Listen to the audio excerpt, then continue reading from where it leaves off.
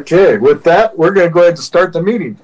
With the, let's just start from the top. The Sparks City Council meeting of 9/28/2020 with a call to order and then a roll call. Mayor Lawson? Here. Council members Abbott? Here. Vanderwell? Here. Anderson? Here. Bybee? Here. Dare? Here. City Attorney Adams? Here. City Manager Cruz? Here. I have a quorum. Thank you. Thank you. All right, we're going to move on to the Pledge of Allegiance. Ms. Bybee, you want to lead us in the Pledge of Allegiance? And do we have it up? I'd be happy to. Please join me in the pledge. I pledge allegiance to the flag of the United States of America and to the republic for which it stands, one nation, under God, indivisible, with liberty and justice for all. Thank you. Thank you. We're going to move on to item 4 now, public comment. Madam Clerk, do we have any public comment, and do you want to read your statement? I certainly will, Mr. Mayor. Good afternoon, and thank you for joining us. Due to the social distancing requirements enacted in response to the COVID-19 pandemic, the Sparks City Council meetings will be hosted in this virtual setting until further notice. The safety of Sparks residents, employees, and elected officials are important to us, and we appreciate your patience as we journey through this virtual meeting together. The City of Sparks uses Zoom, a third-party app, for its virtual meetings and does not control its technical specifications or requirements.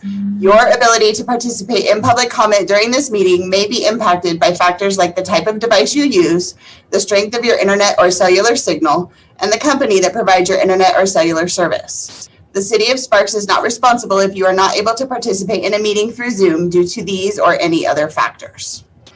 For those watching and listening from home, general public comment will be announced for items 4 and 12.1.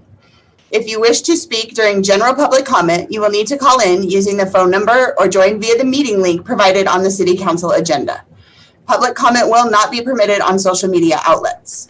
Public comment will also be open for public hearing items 10.1, 10.2, 10.3, and 11.1. All participants will be muted upon entry to the meeting. If you would like to speak during public comment items, press *9 from your telephone or raise your hand on your computer or tablet when prompted. You will be called upon to speak one at a time by either your name or your telephone number. No video callers will be admitted to the meeting. When you are called on to speak for public comment, state your name for the record and begin speaking. The timer will begin when you say your name, and you will have 3 minutes. Please remember, any comments or questions cannot be addressed or answered by the council if the topics have not been agendized. Any person who disrupts the meeting to the extent that it is disorderly conduct will be removed from the meeting. Thank you again for joining us, and we will now continue with public comment. If anybody has any public comment, please press *9 from your telephone or indicate that you would like to speak by raising your hand on your Zoom app. And I do have one, sir. Okay. So our first public comment is going to be from Matthew Joseph. Matthew, your line is open. Please state your name for the record and begin. Hello, ladies and gentlemen of the council. Matthew Joseph, Sparks resident, and today I'm representing the Sparks Firefighters Labor Union Local 1265. I have a prepared statement for you, so I'll just go ahead and jump right into it. Ladies and gentlemen of the council, I'm writing on behalf of the Sparks Firefighters. I want to address the closure of our fire station and the suspension of our mutual aid response to the nation's wildfire crisis. I want to be very clear that the firefighters did not advocate for either of these things. In fact, before and after receiving the news of a positive COVID case in our firehouse, we, as a labor group, offered several low or no cost options to keep our members working and stations open. These suggestions were disregarded. For those of you that don't know, a firefighter tested positive for COVID after returning from a wildfire assignment. I'd be happy to share the details with you, but the end result was the fire station that serves wards 2, 3, 4, and 5 was closed. And none of our firefighters will be allowed to aid in the suppression efforts of wildfires currently destroying lives, property, including our air. I can think of no scenario where closing fire station furthers the city's mission of keeping the public safe. Sparks firefighters are ready, willing, and able to work. We can handle any emergency under any circumstances but only if we are in our station and on our rigs. Staffing is a right of management, and you get to determine the level of service our citizens deserve. Sparks firefighters respectfully disagree with the level you've chosen. The city has invested tremendous amounts of time and money training and equipping our members for this exact scenario. Our members have dedicated their lives to this profession and are experts in the many disciplines of the fire service.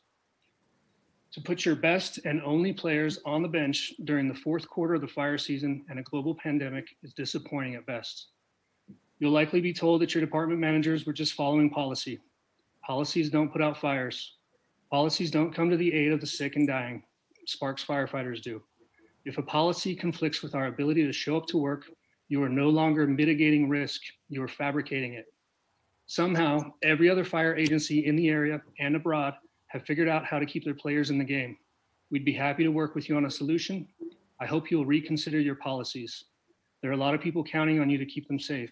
Restricting your firefighters' ability to work is not the solution. Respectfully, Local 1265, Sparks Firefighters. Thank you. Thank you. Madam Clerk, any other public comment? I'm seeing no additional public comment at this time. Okay, we'll close public comment and move on to approval of the agenda. Looking for a motion? Mr. Mayor, Yes, ma'am. I ma'am. move to approve the agenda.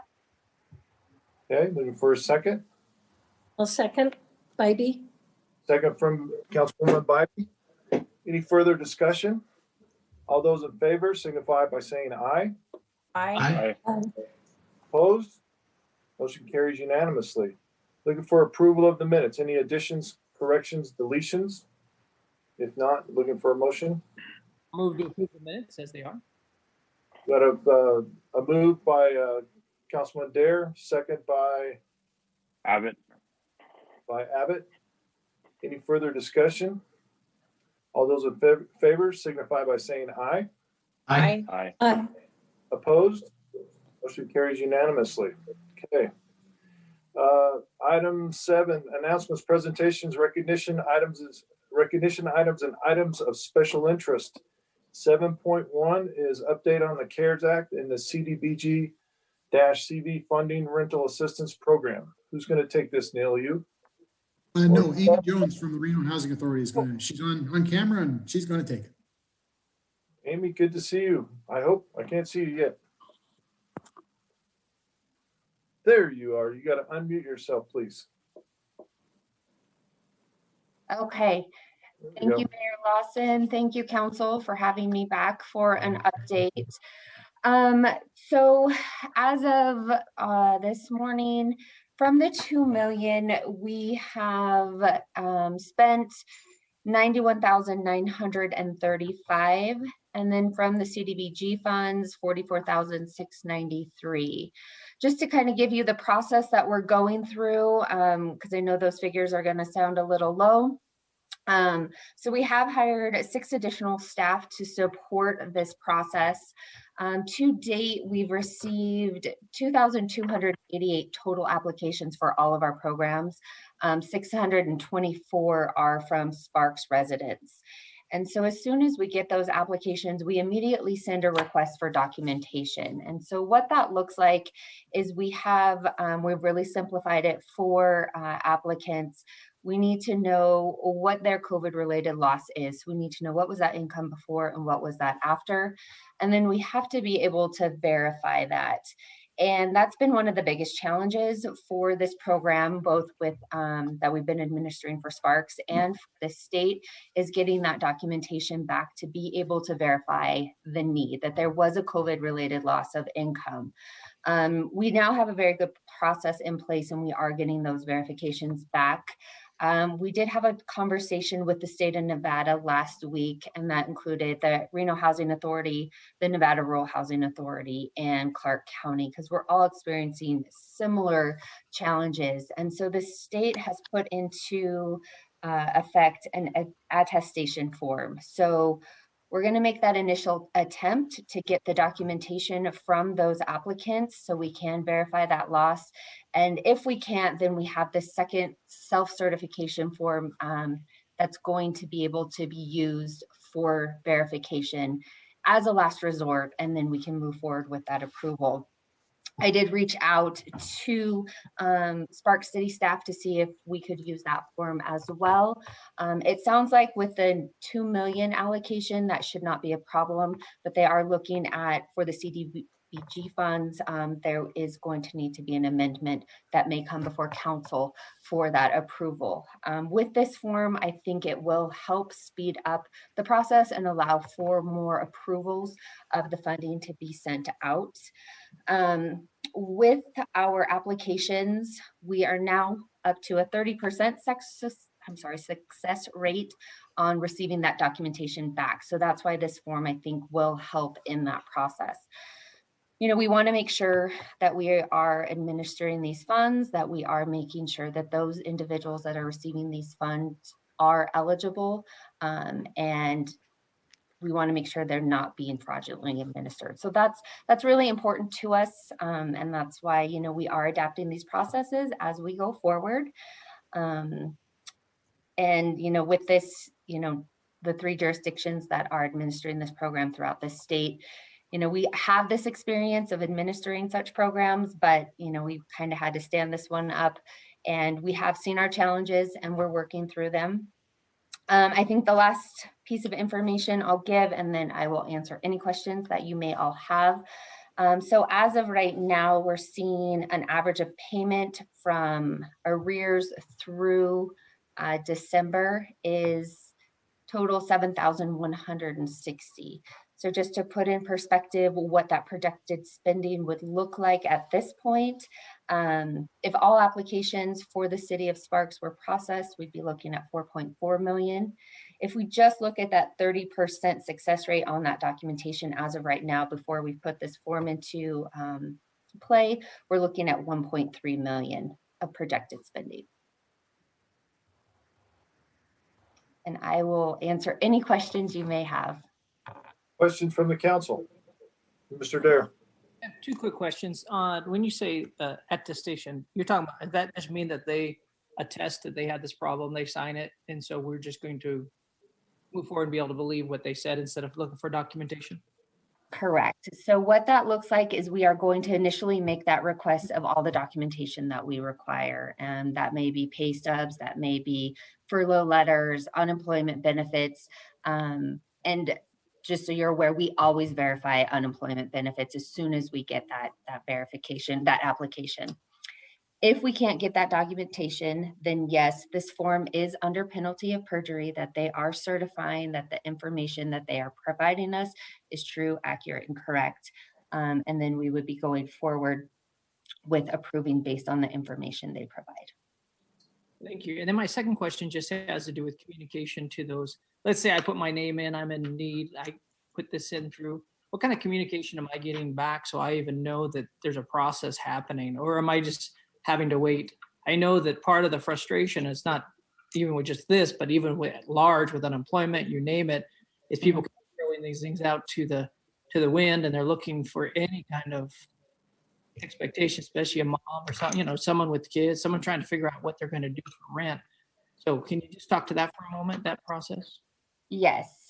So as I mentioned, as soon as that application is received, we immediately send this welcome packet, and it's a few pieces of documentation and a checklist saying this is what we need from you so we can process your application.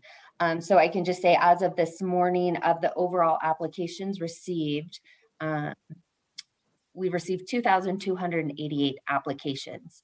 We've sent out 2,169 welcome letters with that checklist. And then I can also just let you know, second request for documentation, as of this morning, we had sent out 1,636. So we're really trying to communicate and make sure we let these applicants know this is the process right from the get-go. I will tell you, the staff has been amazing because, you know, we've had to kind of switch gears, and this has been our priority. And I mean, they're calling as they're working these files and looking what's missing. They will call and say, hey, can you send us these pay stubs? Can you fax it? Take a picture of it and email it to me. I mean, whatever form we can get it in, that's most convenient. That's what we're asking for. And, I can tell you, I've looked at these files, I've made the phone calls just so we can continue to process them. Did I answer your question? Question. Yes, Ms. Bybee. Yeah, I just had one question. Of the applications you received, and obviously Spark specific, but even regional, have you allocated funds already? And if so, how much has been allocated? So total for Sparks is about 100, and as of this morning, I'm sorry, let me total these two.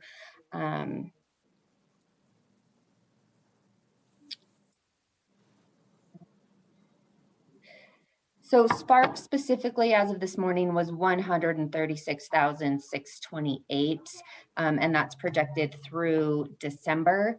And then for the program through the state of Nevada, it's 464,826 as of this morning. How many people does that represent? Like, how many on that $136,000?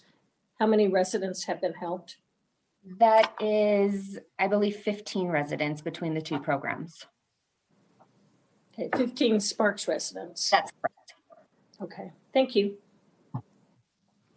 Any other questions? Mr. Abbott?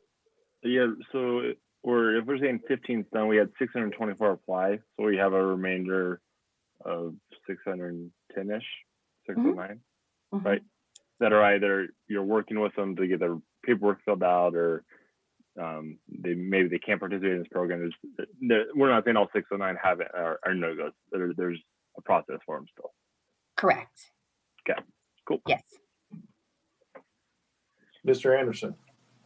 Yeah, I do have a question, Amy. In regard to trying to speed up the process and help more people more quickly, is there anything we can do to help you guys get the word out of here are the steps to take if you're preparing to submit or if you've submitted? I'm just concerned that, as it sounds like you are, that we've only been able to help 15 so far. So hopefully we can help in some way to communicate the steps that need to be taken. I think that's a great question. I unfortunately don't have a good answer. We're doing everything we can as far as trying to communicate that process. The staff are fielding all of the calls, and definitely our call volume has increased, and they're explaining what this process looks like. The staff here are making those calls when we're missing whatever documentation that might be. We just recently simplified the forms just to make sure, okay, it's only 3 forms that we're going to need you to complete. Here's the documentation we need, but we're really trying to simplify things as much as we can to streamline this. So, if you get calls, just the most important thing is to get us that documentation. If they have questions what that is, just please call us. But just so you're aware, they immediately get that letter with the checklist of what we need. And, sometimes it is difficult for them to get that documentation to support what that COVID-related loss is. And that's, we have that initial form that we sent them just so they can tell us what it is. I was working, I had unemployment, and now, I'm back to work, but my hours are less, whatever that might be. Just anything they can get. If they have questions, call us and we'll walk them through it. We are taking any forms that we can, because I know this isn't easy. Like I said, looking through these files, it's not straightforward, cut and dry, because these individuals, these applicants have been through so many different scenarios. Some of them are in that waiting game for unemployment. Some of them were furloughed. Some of them were laid off.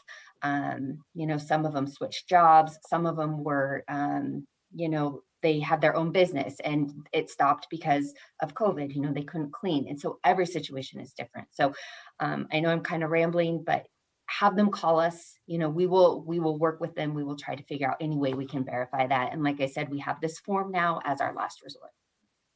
All right, thank you. And thank you for what your team is doing. Obviously you've been flooded with requests and applications, but thank you. You're welcome. Likewise, let us know if there's something we can do within the community as well. Thank you. I appreciate it. Any other questions? Diane? Mr. Mayor, I have a question, please. Hi, Amy. Thank you for the update. Greatly appreciate it. Great to see you. It's good to see you. I did want to check, like Councilman Anderson had asked, is there a way for us to get this information out there? Are you working with other local nonprofits that are on the front line to possibly maybe assist you guys with some of the gathering and things like that to maybe help them go through the system a little quicker? As far as specifically working with nonprofits, no. As far as gathering the paperwork, we are definitely communicating with all of the nonprofits what this process is, so they can then help their their clients get the information for us.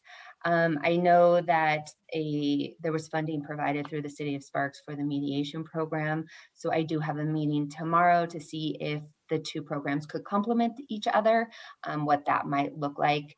But as far as our nonprofits and our partners, we are just working with them, telling them, what is needed so they can help their clients get the information to us. Great, thank you. And yeah, thank you, Mayor. Just real quick, following up on that, could you send us like that? You said there's an initial letter with things, because if we know what those steps are, maybe we can help get the word out. Yes. Anybody. So that would be helpful. That's all. Thank you. Yes. Any other questions? Thank you, Amy. Thank you. You're welcome. I know, but keep up the good work. Thank you. And I will continue to update you. I'll give another update next month. Thank you very much. Thank you. Now get back to work. All right. Moving on. 7.2 Proclamation 100th Anniversary of the 19th Amendment. Ms. Bybee. Thank you, Mr. Mayor. Proclamation. Whereas the bold, courageous, and powerful women who fought for the ratification of the 19th Amendment to the United States Constitution on August 26, 1920, deserve special celebration, especially on the 100th anniversary of its ratification in 2020. And whereas the right to vote is the cornerstone of our democracy and the fundamental right upon which all of our civil liberties rest. And whereas on November 3rd, 1914, during the general election, Nevada voters passed a bill awarding women the right to vote, a victory 50 years in the making. And whereas the 19th Amendment did not guarantee suffrage for all women, including Native Americans who did not gain that right to vote until 1924. For Asian Pacific Islander Americans, it was 1952. African American and Latin Americans suffered voter suppression until the passage of the Voting Rights Act of 1965 and 1975. And whereas the fact that today women are active in local, state, and national government and are running for office in unprecedented numbers reminds us all that we follow in the footsteps of these resolute American suffragists. And whereas the 19th Amendment to the United States Constitution has played an important role in advancing the right of all women. Now, on behalf of Ed Lawson, Mayor of the City of Sparks, I hereby proclaim 2020 as the 100th anniversary of the 19th Amendment, and be it resolved that residents and civic institutions celebrate the 100th anniversary of the passage and ratification of the 19th Amendment to the Constitution of the United States, providing for women's suffrage. Thank you, Mayor. Thank you. That's the golf clap. Okay. 7.3 Fire Prevention Week 2020. Mr. Anderson. Thank you. And before I read this, I just want to say thank you very much to our fire department, our fire protection team. Day in and day out, you guys are out there educating our community, working with everything from our businesses to elderly. In some cases, I've had you guys work with, and DeAndrea Homeowners Association is going to have a fire safe community project that we've assisted with. So I just want to say thank you very much for the work you all are doing on the fire prevention side. Okay, for the proclamation, whereas the City of Sparks is committed to ensuring the safety and security of all those living in and visiting our community, and whereas fire is a serious public safety concern, both locally and nationally, and homes are the locations where people are at greatest risk for fire. And whereas cooking is a leading cause of home fires in the United States, where fire departments responded to more than 173,200 between the years of 2013 and 2017. And whereas 2 of every 5 home fires start in the kitchen, with 31% of the fires resulting from cooking left unattended. And whereas Sparks residents should stay in the kitchen when frying food on the stovetop, keep 3-foot kid-free zone around cooking areas, and keep anything that can catch fire away from stovetops. And whereas Sparks fire responders are dedicated to reducing the occurrence of home fires and home fire injuries through prevention, protection, and education. Whereas the 2020 Fire Prevention Week theme, Serve Up Fire Safety in the Kitchen, effectively serves to remind us to stay alert and use caution when cooking to reduce the risk of kitchen fires. Now, therefore, Mayor Ed Lawson and Sparks City Council do hereby proclaim October 4th through the 10th, 2020 as Fire Prevention Week throughout the city of Sparks. I encourage our citizens to check their kitchens for fire hazards, use safe cooking practices, support the many public safety activities and efforts of the City of Sparks Fire and Emergency Services. Thank you. Good job. All right. 7.4 National Fallen Firefighters Memorial Service 2020. Mr. Dare. Yes, and I just want to say this is so important. We have people who across our country, but right here in our own state, are firefighters who their life has been taken because of the duty they've been running after. And I always want to give props to those first responders who, when we get to run the other way, they run towards the problem and definitely sacrifice their life. So just a big thank you to our firefighters for that and on this day. So I'd like to read this proclamation. It says, whereas the United States Congress and the President of the United States have designated the day of the annual National Fallen Firefighters Memorial Service as a day to honor firefighters and emergency services personnel who have sacrificed their lives to save others. And whereas an average of 80 firefighters courageously make the ultimate sacrifice in the line of duty every year. And whereas the events of September 11, 2001 brought national attention to the duties, responsibilities, hazards, and sacrifices faced by fire and emergency services personnel on a daily basis. And whereas firefighters and emergency services personnel play an essential role in the protection of lives and property in our local community. Whereas the National Fallen Firefighters Memorial Service marks the beginning of the annual Fire Prevention Week observance. And whereas it is of major importance that we increase our efforts to reduce deaths, injuries, and property losses from fire. Now, therefore, Ed Lawson, Mayor of the City of Sparks, Nevada, now call upon all citizens of the City of Sparks and upon all patriotic civic and educational organizations to observe the day of October 4th, 2020, in recognition of the patriotic service and dedicated efforts of our fire and emergency services personnel. I encourage appropriate services and ceremonies in which all of our citizens may participate to honor fire and emergency services personnel, past and present, who by their faithful and loyal devotion to duties have rendered invaluable service to our community and its citizens. I further call upon citizens of the City of Sparks to remember all fire and emergency personnel who have made the ultimate sacrifice and service to their community and to pay respect to the survivors of our fallen heroes. As dusk turns to dark, landmarks across the country in honor of light, the night for fallen firefighters will again glow in respect from September 27th to October 4th, 2020. For the fallen and their families, for the 8th year, bells across America will ring from coast to coast as a grateful nation pauses on Sunday, October 4th, 2020, to honor those firefighters who died in the line of duty in 2019 and previous years. National Firefighters Memorial Service. And there you go. Thank you. And once again, good job. All right, so moving on to 7.5, Board of Commissions vacancy announcement for the Sparks Planning Commission. Mr. Kreutz. Good afternoon, Mayor Lawson, members of the City Council. I am with you this afternoon to announce a single vacancy we have on our Planning Commission. We have a partial term that is empty at this point. That term runs through December 31st of 2023. In order to fill that, to be considered to fill that position, you need to be both a resident of the City of Sparks and a registered voter. The city will accept applications for this position through 5 p.m. on Friday, October 16th of this year. If you're interested in applying for this position, you should complete a community services application, which is available most easily from the city's website. And that's at www.cityofsparks.us/get-involved, all one word.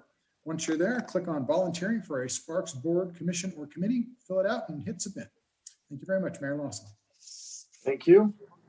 All right, moving on to item 8, consent items. There are 2 consent items. Do you want to pull an item, or I'm looking for a motion? Mr. Anderson. I move to approve consent items 8.1 and 8.2. I'm looking for a second. Mr. Dare. I second that.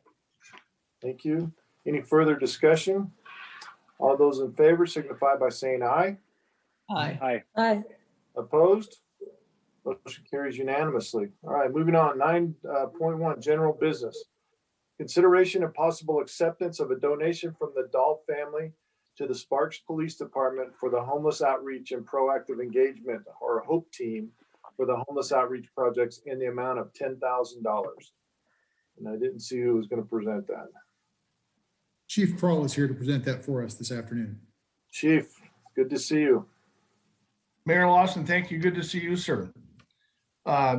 Mayor Lawson, members of the council, for the record, Pete Kroll, your police chief. The item that is currently before you is your consideration and possible acceptance of a donation from the Dahl family to the Sparks Police Department for the Homeless Outreach and Proactive Engagement Team in the amount of $10,000. The donation is being made in the name and honor of late Mayor of the City of Sparks, Ron Smith.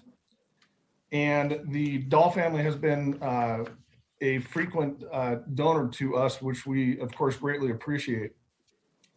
The Sparks Police Department started the HOPE team in May of 2020.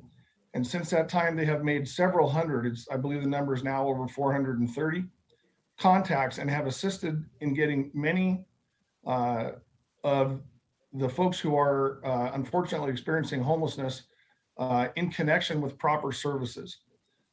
They have the ability to connect with a great number of the entities around the area that can help folks try to get back on their feet.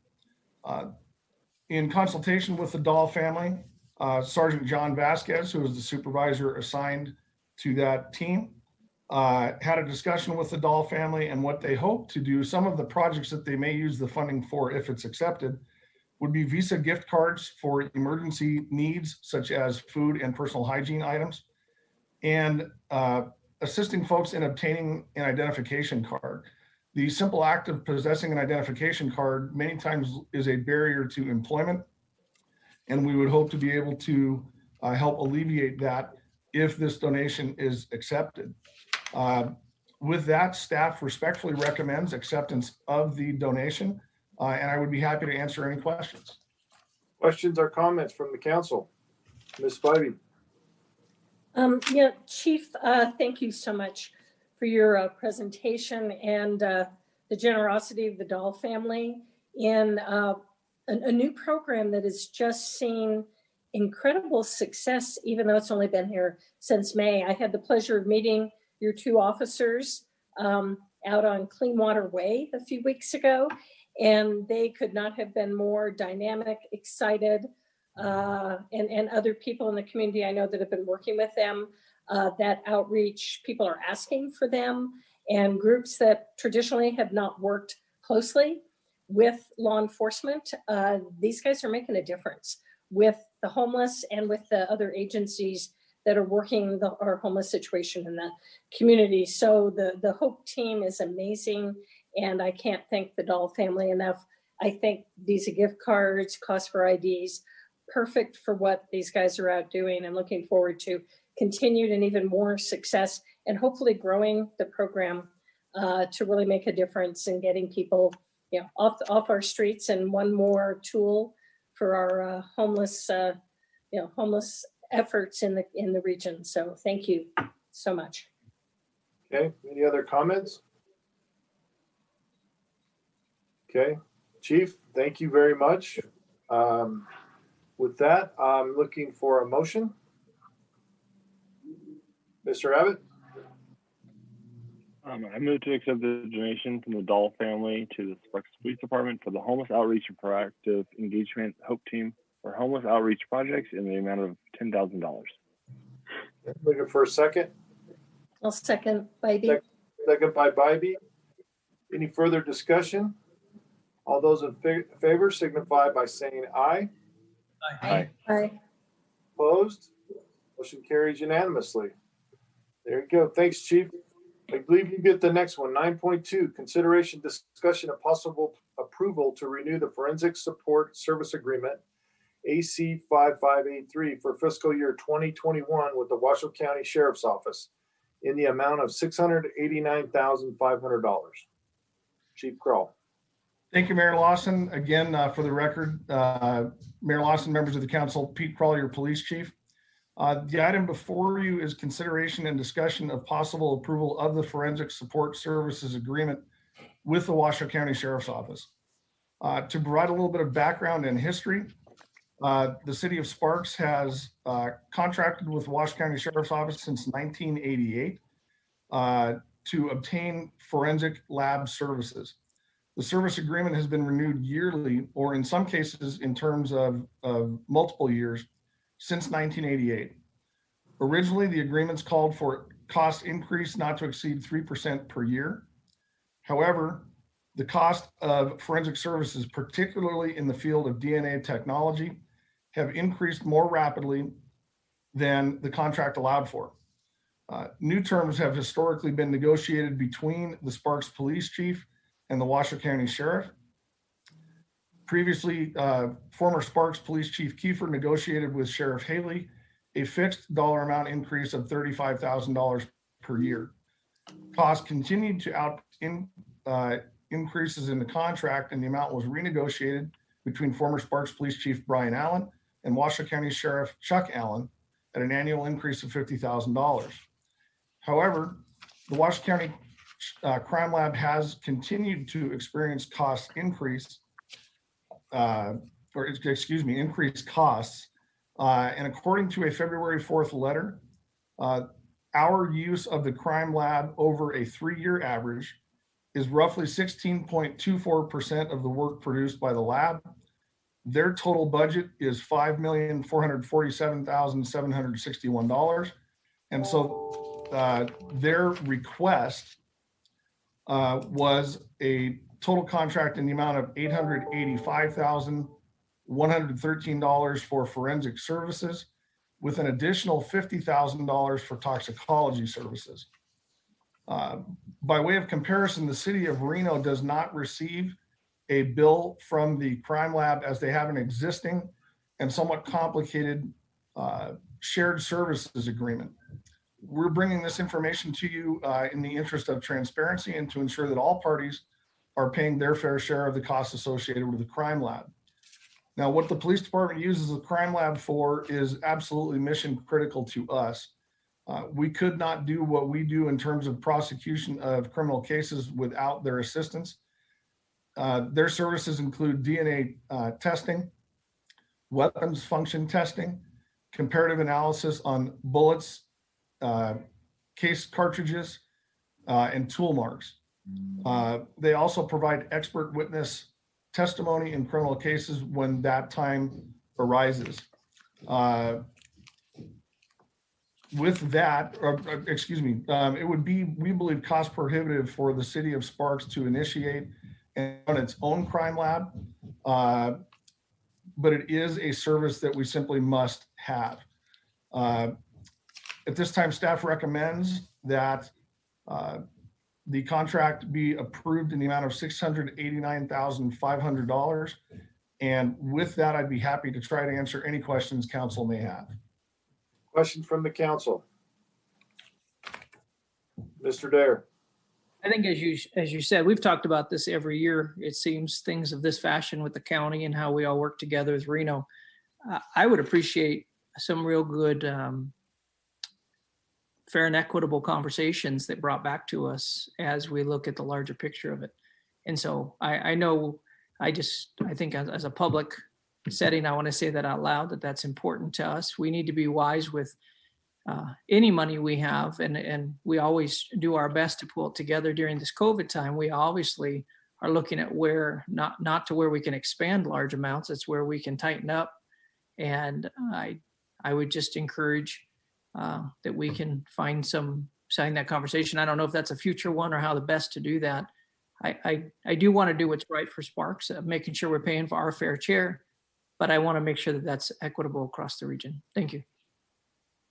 Any other questions from the council? Yes, Ms. Bybee. Thank you, Mr. Mayor. Chief, if we pay what we have budgeted and what our $689,000 versus the full bill, that with the tremendous increase that they're asking us for, what will be the fallout of that? Will we get reduced services? Is it possibly a means to having the more full conversation that Councilman Dare was referring to on really what, how Reno and Washoe County are paying their share? I guess I'm just concerned if we short them on the money, are they going to short us on services? Yeah, I certainly understand the concerns, Councilwoman. This may be an area where Mr. Kreutz would be of assistance. Thank you. Happy to. For the record, Neil Kreutz, your city manager. This might generate a conversation that starts with, well, Sparks, if you're only willing to pay, 3/4 of the bill or whatever the percentage is, that they do want to have a talk about services, which for me is an opportunity to revisit the conversation that we had in late July, which spoke to the need for transparency as to who's doing what for whom and who is providing what for whom, so that we can see this clearly all the way through. We do a number of things around our community on an interlocal shared services kind of basis, and this is one of them. And my opinion is that each one of those should be able to stand on its own and not rely on, well, if you're underpaying me on this one, you'll overpay me over here and it'll all come out in the wash. Each one needs to stand on its own.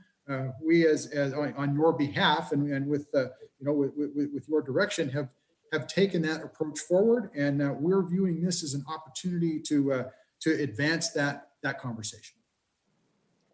Thank you. I appreciate that. Any other questions? Okay. Seeing none, I'm looking for a motion then. I can make that motion. Mr. Dare. I'm getting there. I move to approve the renewal of Forensic Support Services Agreement AC 5583 with the Washoe County Sheriff's Office and ratify the $689,500 expenditure. Looking for a second? Seconded by Mr. Anderson. I'll second the motion, yeah. Any further discussion? All those in favor signify by saying aye. Aye. Aye. Opposed? Motion carries unanimously. Thank you.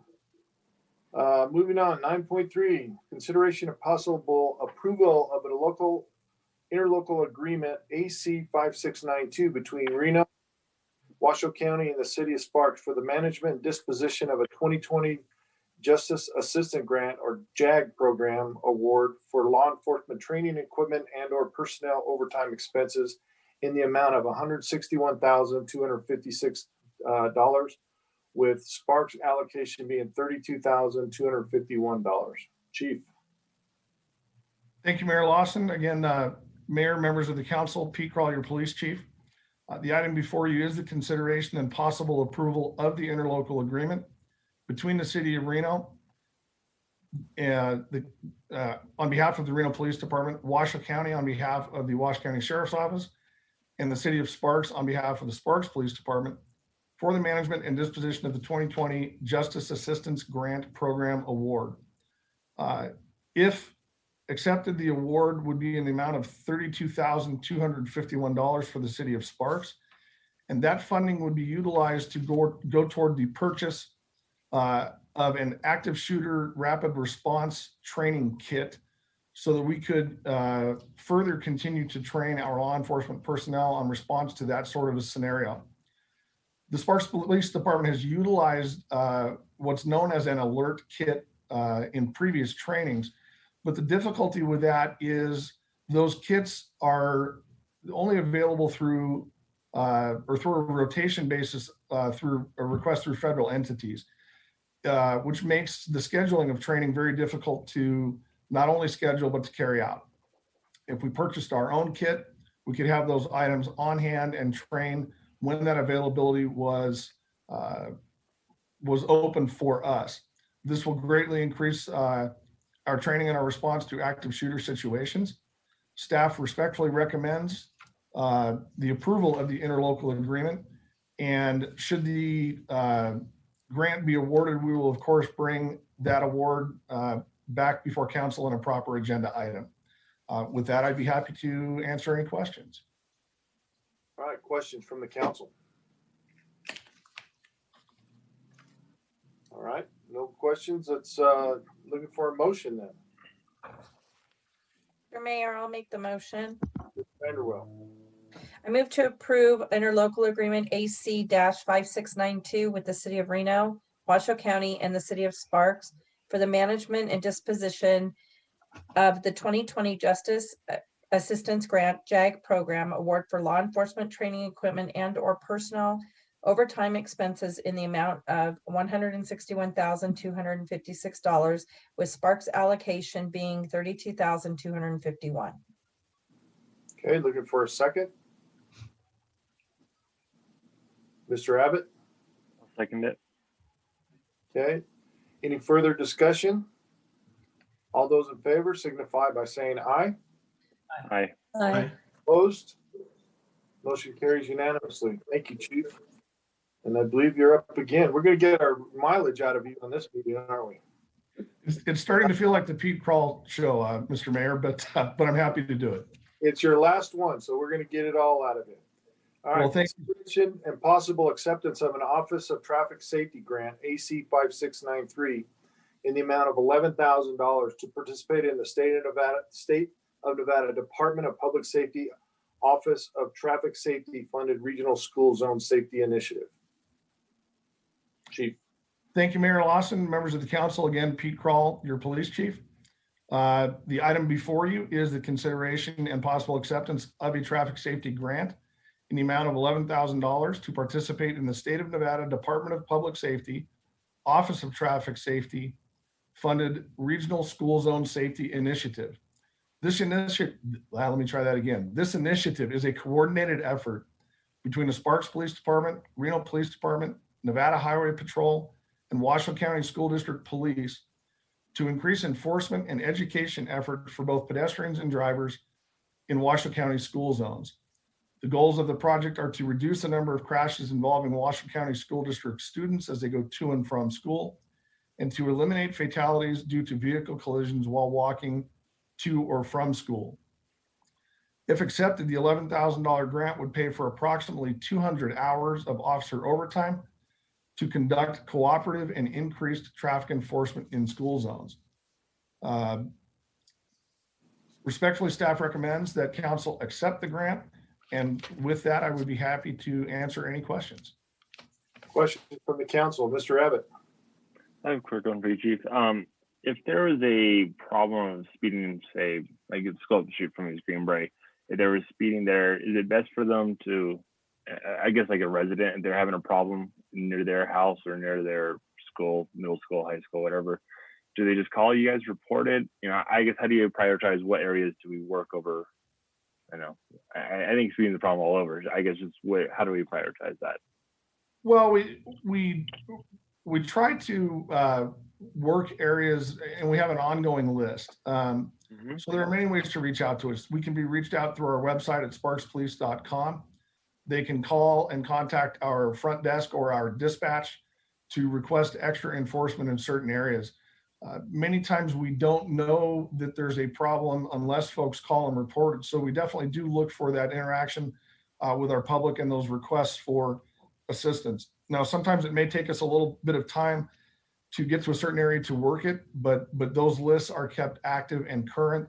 And when we get calls, they're added to the list and we go out and work those areas. Recently, I know that our motor officers worked some areas in the industrial portion of town, specifically East Gregg Street and some other areas, which have received complaints and concerns of speeding. And they were successful in conducting some enforcement and education in those areas. So they worked through the list as their time and calls for service allow. Thanks, Chief. Any other questions? Ms. Bybee?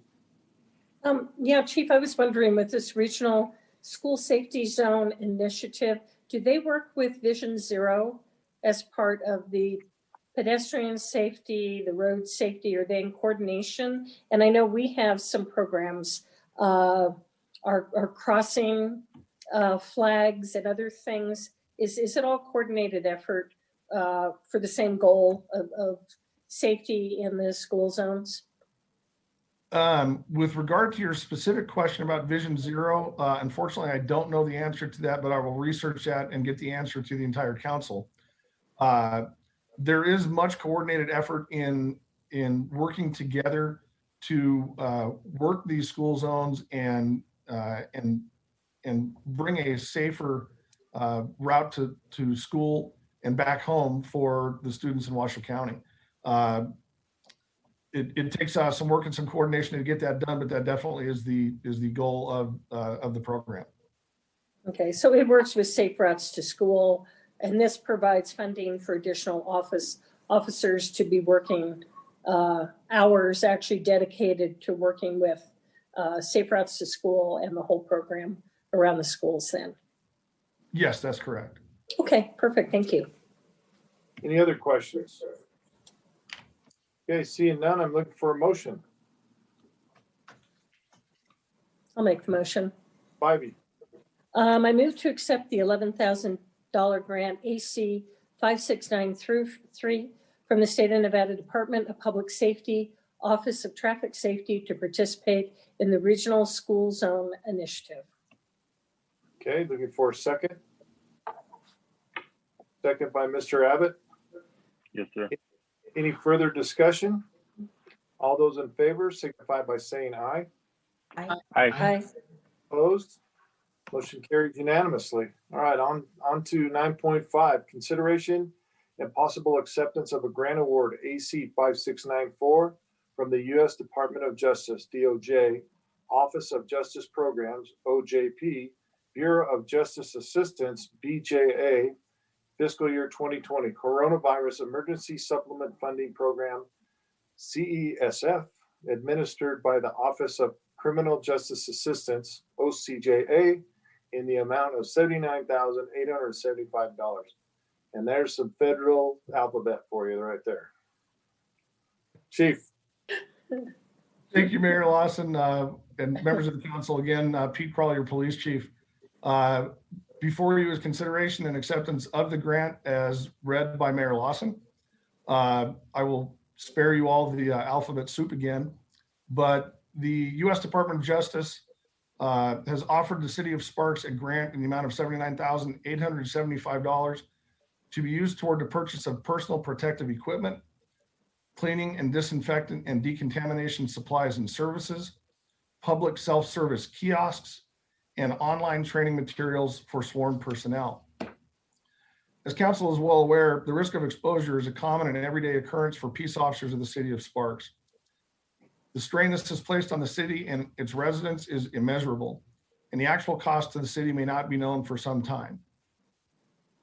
In the interim, the Sparks Police Department has been left to defray the unexpected costs of COVID-19 that were not addressed through annual agency budgets.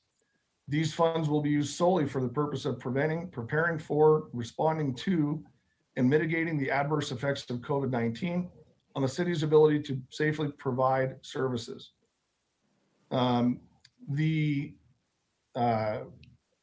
of the things that I mentioned there were the public service or the public self-service kiosks. Essentially, those would be two computer stations located in the lobby of the Sparks Police Department, where citizens could come and file various forms of online reports. Sometimes due to potential COVID exposures, our staffing may be reduced, and this would be another way that we can offer to our citizens to report incidents that we need to know about and need to address without having to sometimes wait in the line that formulates or that forms at our front desk. I think this would be a welcome addition. by the public and would be a very convenient method for them to report things to us. Additionally, we have, as have every other department in the city, of course, incurred a lot of costs for protective gear, gloves, masks, gowns, and everything else.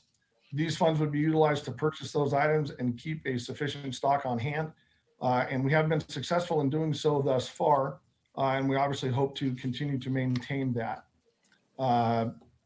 With that, I apologize. The grant on the timeline would give us until December 30th, 2021. That is the time frame attached to the grant to spend those funds. I don't believe that we would have any issue in meeting that timeline. But with that, I'd be happy to answer any questions council may have, and staff respectfully recommends acceptance of the grant. Questions from the council? Seeing none, Mr. Dare. I just want to say thank you for getting all these grants. There's ever a time where we could use some assistance in all of these ways. And so I think it's fantastic. And is this something that we can you use any of this for accrued costs, or is this for future costs?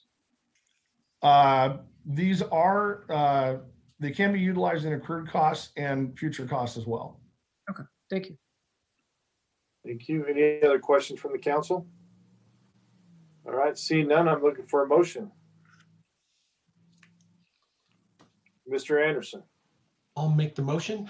Move to accept the grant AC 5694 from the U.S. Department of Justice, Office of Justice Programs, Bureau of Justice Assistance, Office of Criminal Justice Assistance Coronavirus Emergency Supplemental Funding Program in the amount of $79,875. Okay, second. Looking for a second. Second. Mr. Day. Nope. You were just a shade too slow, Diane. Any further discussion? Seeing none, all those in favor signify by saying aye. Aye. Aye. Opposed? Motion carries unanimously. Chief, thank you so much. That was an excellent showing for your last meeting. We will have some more accolades for you in the future, but thank you again. And thank you for your service. Thank you, Mayor Lawson. I very much appreciate it. Thank you. All right. Moving on, 9.6, consideration, discussion, possible approval of a contract AC 5689 in the amount of $62,190 with Revise Government Website Experts for the design and implementation of a new City of Sparks public website. Mr. Kreutz. Actually, we have Julie Duell is here to present that one for us. Well, your name is on it, so that's why I chose you. Good afternoon, Julie. Mayor Lawson and council members. I'm Julie Duell, your Community Relations Manager. The City of Sparks is planning a redesign of our public website to make information more readily available and navigation easier for the general public. I come before you today for your consideration and possible approval of a contract in the amount of $62,190 for the design and implementation of a new City of Sparks public website with the vendor Revise Government Website Experts. A little bit of background, the City of Sparks public website was last redesigned and updated in 2011. It is recommended that public websites be redesigned every 3 to 4 years to stay modern and help customers easily navigate to the information they're searching for. Our current site is outdated, difficult to maintain, and difficult for our customers to navigate. The IT and communications departments began researching for a new website provider in October of last year. We kind of got a little sidetracked with Corona and all that's been going on, but we did solicit proposals based on recommendations from other cities and counties. And upon receipt of these proposals, we asked 4 vendors to demonstrate their website portfolios and discuss their services and submit a comprehensive proposal to the City of Sparks for a public website. After careful review of these proposals, we have chosen the vendor Revise based on 3 top criteria: cost, design options, search functionality, and ease of use for both users and content editors. Our top 4 vendors were Revise with a proposed cost of $62,190. Civic Plus, proposed cost of $65,985. Open Cities was $30,000, but did not include content migration. And KPS3, our current vendor, with a proposed cost of $80,000.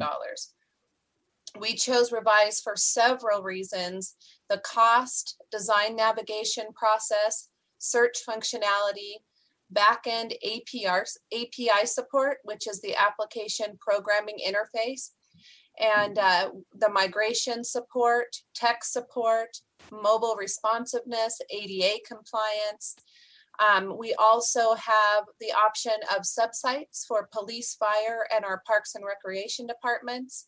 There's a chat functionality available, translation into Spanish and other languages if desired, and free redesign every 3 to 4 years. So although we had a lot of vendors that did offer a lot of these, we thought these were, this vendor was great for all of those. I'd like to share my screen with you to just show you a website. Just one second here. Well, I had it up. Where did it go? There it is. Okay. So this, can you see that on your screen? Yes. So this is city of New Bern. I really like the wide expanse, and I can see ours having kind of drone footage in the same way. Scrolling down, it has a lot of just functionality to it, including events and news stories, little icons that you can find really whatever you need, and then a how do I section. Again, we can design ours any way that we would like to design it, which I'm pretty excited about because it can be very customized to us. So with that, we thought we would be able to start the process no later than the beginning of November, and the site should go live by the summer of 2021. With that, I'm happy to answer any questions. Questions from the council?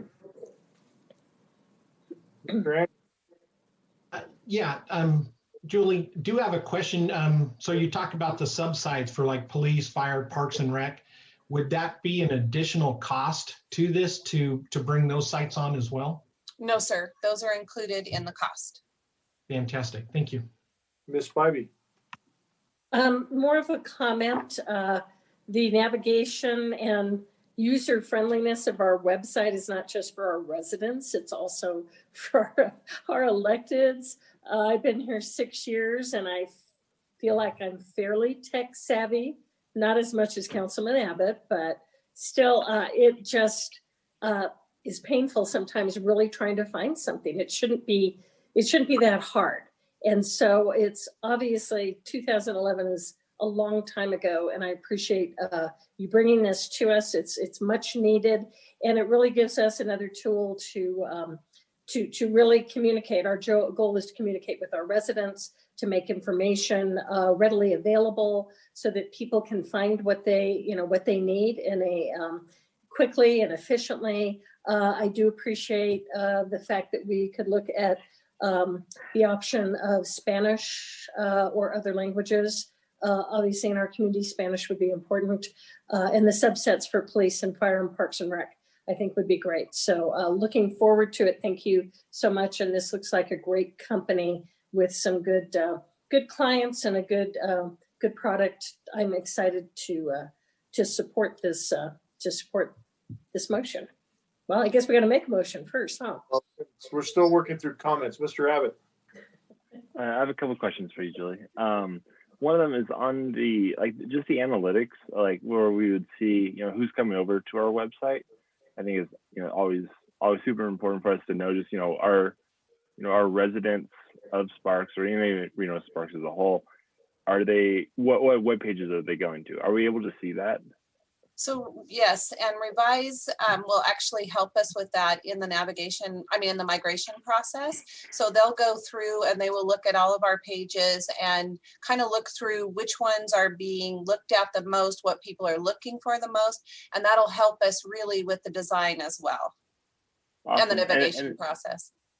And then I'm assuming it would be possible for us to maybe like block out all of the traffic that comes from City Hall, or maybe we can see where all of our employees are going. Like what are they using the most, and that way we can block that out. That way it's not skewed. Skewed, exactly. Thank you. No, I'm absolutely sure we'll be able to do that as well. Cool. And then you said we could customize it ourselves once we get it. Like you could update like the senior newsletter. Like you could put that on there. We can do things like that. Yes, absolutely. Awesome. That's all I have. And I think it's definitely overdue. And I appreciate the comment, Ms. Bybee, but I definitely struggle sometimes on the website too. So. And I can't see Mr. Dare if he has any questions. I'm good. Thank you. I'm excited about it, but I think we've all talked a little bit, and I like hearing what everyone's saying. I am excited about the potential. I'll say this out loud, of being able to put a few more tools on there. And I know there's different things to visit that can really be great for development. And it comes to our economic development, but also other things can help our citizens. So events and different things. So I'm really excited about it. Thank you. Okay. Any other comments or questions? Seeing none, I'm looking for a motion. Mr. Abbott. I move to approve contract AC-5689 in the amount of $62,190 with Revised Government Website Experts for the design and implementation of a new City of Sparks public website. Looking for a second. Mayor, I'll second. Yep, Ms. Vanderwell, second. Any further discussion? Seeing none, all those in favor signify by saying aye. Aye. Aye. Opposed? Okay, motion carries unanimously. Hey, Lisa, is there a way to put Christopher on the first page? On the iPad, are you on the gallery view? There he is. There he is. He's super tech savvy. He's hiding himself. I don't know how he does it.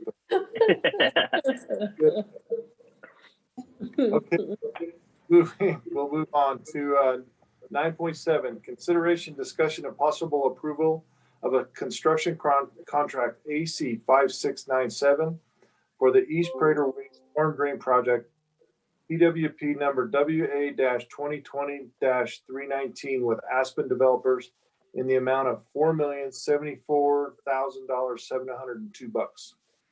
And it's either John or Kevin Porter. Which one? John Martini or Kevin? Mr. Porter. Thank you, Mr. Mayor. It is Kevin, and good afternoon, Mayor Lawson and members of council. For the record, Kevin Porter, Utility Manager. I'm going to go ahead and share my screen here. What you should be seeing is a PDF exhibit to include Sparks Boulevard and Vista Boulevard. Are you guys seeing that exhibit at this time? Yes, sir. Excellent. So this exhibit shows our project area, and as you'll see, the project goes from primarily Vista Boulevard on the right side of the screen back to Sparks Boulevard on the left side of the screen. The objective of this project is to address the recurring intersection closures that we've experienced due to floodwaters from severe storms setting up over the Pajaro Range to the east of the intersection.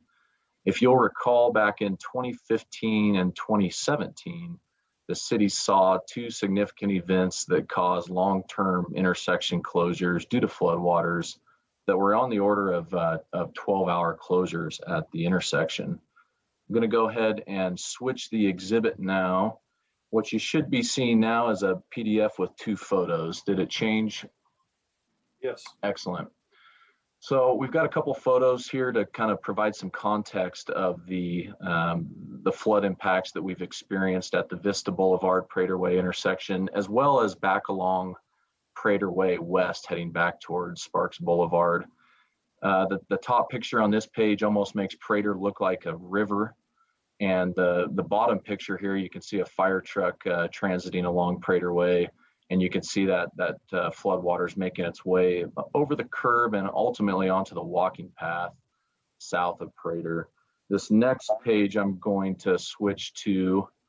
This is the last page of photos here. These two photos really put this issue into context. The top photo is on Prater Way looking north. This is just west of the intersection. This is looking north to the Brookdale Vista Senior Living Home.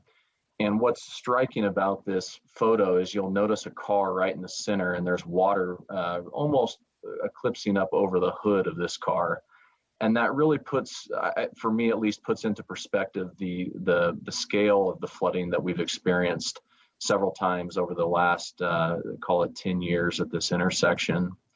The photo below it is Prater Way once again. And I think what's important about this photo, or what this photo speaks to, if you look towards the top, you'll see that the ominous storm sitting up above the Pajaro Range. And this is really what's causing our problems at this intersection. We've experienced these significant storms that dump upwards of several inches of water in an hour or less. The water does not have a time to infiltrate into the ground. It runs right off and ultimately piles right at the Vista and Prater intersection. And in addition to that ominous storm, you can kind of make out, if you'll imagine yourself standing at this corner, you can imagine the scale of the Pajaro Range to the east of the city. And what we're dealing with here is a significant portion of that range ultimately drains to the Vista Prater intersection. And the stormwater has to make its way down to the North Truckee Drain to ultimately drain out of the city and get to the Truckee River. And so what this project's going to do, what the objective is to make that process much more efficient and be able to convey the stormwater in a greater fashion than we currently do today. I'm going to go ahead and stop sharing my screen. On average, we see flooding at this intersection every 5 years, and to be consistent with the Truckee Meadows Regional Drainage Manual, this is the design storm that we're aiming to meet with this project. There will certainly be more severe storms that happen on a less frequent basis, and we may still see some flood impacts to the intersection over time. But what this project will do, in addition to mitigating that flooding at the 5-year storm, is it will significantly reduce the impacts that we would see during those larger storms and shorten the duration that they affect the intersection. Our design team modeled the project and concluded that ultimately, to achieve this 5-year design storm goal, we would need to construct a pump station at the Vista Prater intersection in the Pork Chop Island to the northwest corner of the intersection. What this pump station will do is ultimately pump that floodwaters that you saw in those photos in a force main back along to the west along Prater Way, and ultimately pump it to the North Truckee Drain so that it can properly drain out. Due to the significant scale of this project, one thing the project team did was use a cost-benefit analysis to ultimately analyze and justify the cost and the purpose of the project. What the analysis meant to do was to quantify the impacts caused by prolonged intersection closures, as we saw on the 2015 and 2017 events. They looked at impacts to the traveling public, impacts to commercial properties along Vista Boulevard, impacts to Northern Nevada Medical Center and the renowned urgent care on the east side of the intersection. There are 2 senior living homes, as I mentioned. A dialysis center, and the Sparks Police Department is located to the west of the intersection. The intersection ultimately handles approximately 28% of the north-south traffic in Sparks, which equates to 27,000 vehicles per day. And when the impacts were quantified and compared to the cost of the project, what we see is that the benefit outweighs the cost 3 to 1 over the 60-year lifespan of the project. This project was ultimately identified in the Sparks Stormwater Master Plan. It was approved in the fiscal year 21 CIP. The project estimate was $4.9 million, and we did see a bid well below that. The low bid from Aspen Developers was at $4,074,702. We attribute that to some contractors looking to secure some work for next year due to impacts from COVID, as well as to some lower petroleum pricing. Staff recommends approval of the project, and with that, I would be happy to answer any questions from the council. Questions? Ms. Bybee.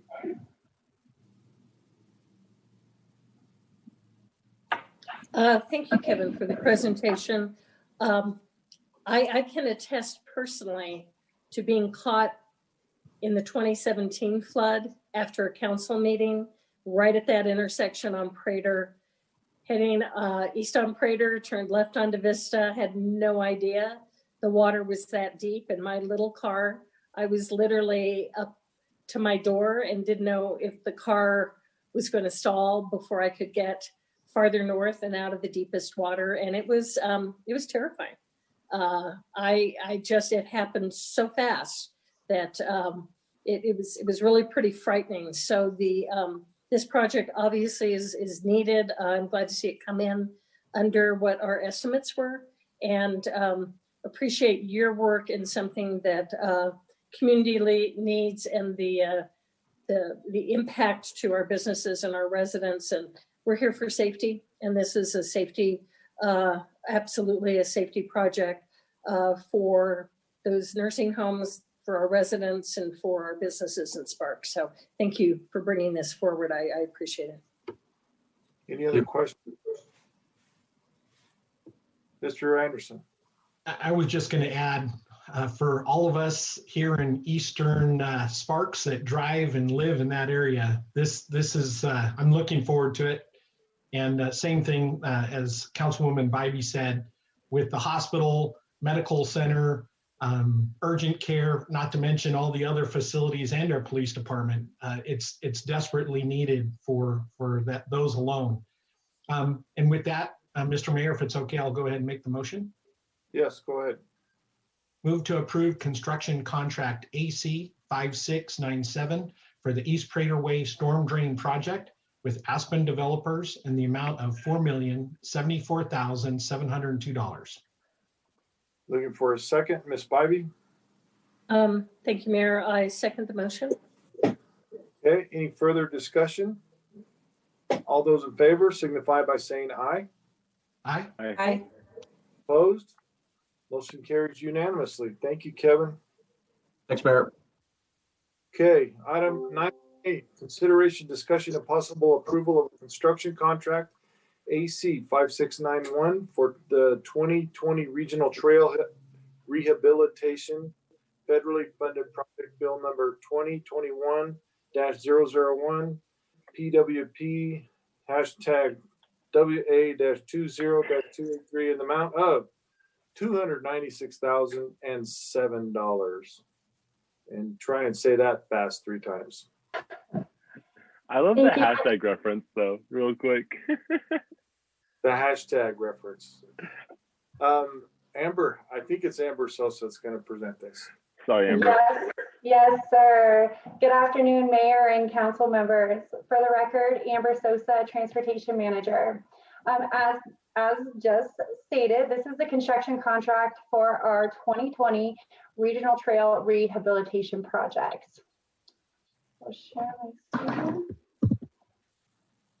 So what you should be seeing now, can you guys see it? Yes. Perfect. So this is showing you the existing condition of this paver path. You'll see it was constructed in pavers originally.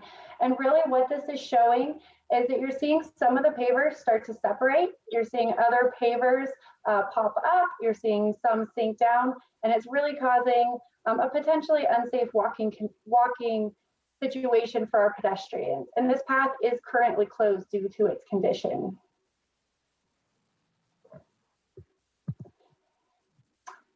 This display is showing you where this paver path is currently located. To the left, you'll see Pyramid Way.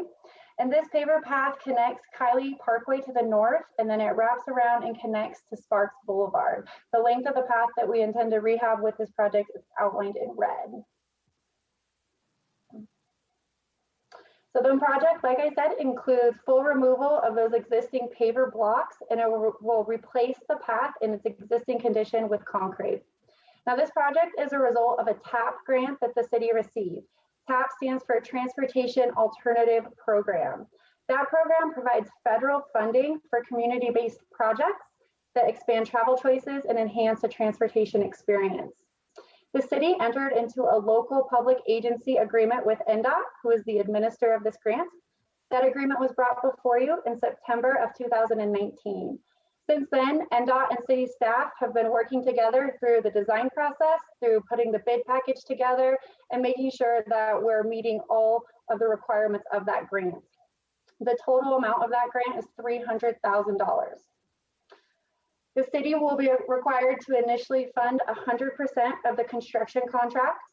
Once completed, NDOT will reimburse the city up to 95% of the total actual construction cost, not to exceed $285,000.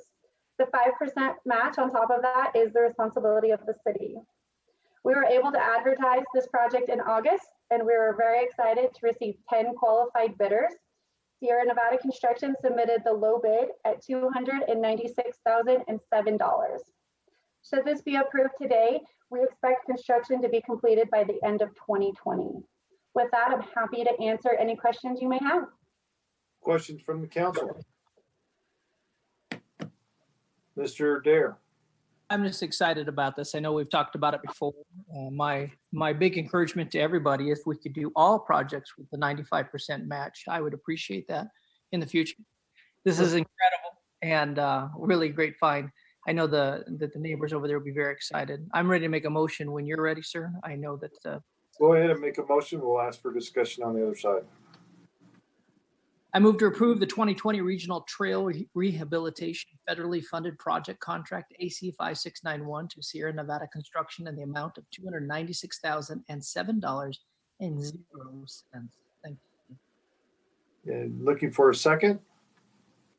Ms. Vanderwell. I'll second. Second by Ms. Vanderwell. Any further discussion? Seeing none, all those in favor signify by saying aye. Aye. Aye. Opposed? Motion carries unanimously. Thank you, Amber. Thank you. Okay. And then now we're up to Armando. And let me get to this real quick. Consideration of possible approval of professional service contract AC 5695 with Gensler in the amount of $60,000 for development of a schematic design to enhance the public area adjacent to the south side of the Nugget Event Center. Mr. Ornelas. Good afternoon, Mayor Lawson, members of the council. This is Armando Ornelas, the city's Assistant Community Services Director. I am going to now share my screen. Everybody see that? No. No. Let's see. Okay, let's try that again. How about now? Now we can. Okay, thank you. Okay, so this agenda item asks the council to approve a contract with the Gensler firm to develop a schematic design for a section of public right-of-way located adjacent to the south side of the Nugget Event Center. Here on this slide, you can see the area that's outlined in red is the project area. It's adjacent to Victorian Avenue on the south and then bordered by 10th Street on the east and Victorian Plaza Circle on the west. The idea for this exciting project arose when city staff met on site to discuss streetscape repairs, including concrete pavers and tree planters that, as I think the mayor and the council are aware, the city has been rehabilitating in phases using proceeds from the 2.5% lodging tax that's earmarked for Victorian Square capital projects. Ron Corman, the city's public works manager, deserves credit for hitting on the idea that this wide stretch of sidewalk, which has long been used very intensively for during special events and now serves as the front door to the Nugget Event Center, deserves special treatment. These next few photos are going to, I think, illustrate Mr. Corman's point, as there's both substantial physical workspace or physical space to work with here, and really, given its plain appearance, ample opportunity to visually enhance the area. This is the proposed project area looking from east to west. You can see that the width of the sidewalk You can see that it's relatively featureless, and really perhaps the most appealing feature of this stretch of sidewalk is that row of trees adjacent to Victorian Avenue. But given the condition of those trees and some other reasons, including their impact on the roadway, they almost all certainly have to come out within the next few years. In this slide, we're looking west to east. Again, this illustrates the area that we have to work with here. And then here, we're looking at it dead on, right at the Nugget Event Center. Functionally, what's really needed here is shade. The area is really exposed, and I think most of you have probably personally experienced it's very hot out here during a summer afternoon when people are, here to enjoy ribs or to view classic cars or queuing up to enter a concert in the Nugget Event Center at 5 or 6 p.m. Adding shade structures, for example, open air shed roofs, fabric canopies, or trellises would really enhance the public's comfort and enjoyment of this public space. The second goal that we're trying to address with this project would be to enhance this part of Victorian Square aesthetically. While the Nugget Event Center is a terrific concert venue, when you look at it from Victorian Avenue or I-80, it's really pretty utilitarian in nature. In this view, from this shot, this photo, we're looking at really what amounts to the back of bleachers. So, there's ample room here to, aesthetically enhance this area. The same structures that could be erected to provide shade could also provide a framework for the addition of lighting, perhaps some LED boards, adding color. We're here, everything is really beiges and browns, and public art elements. I'm now going to stop sharing my screen.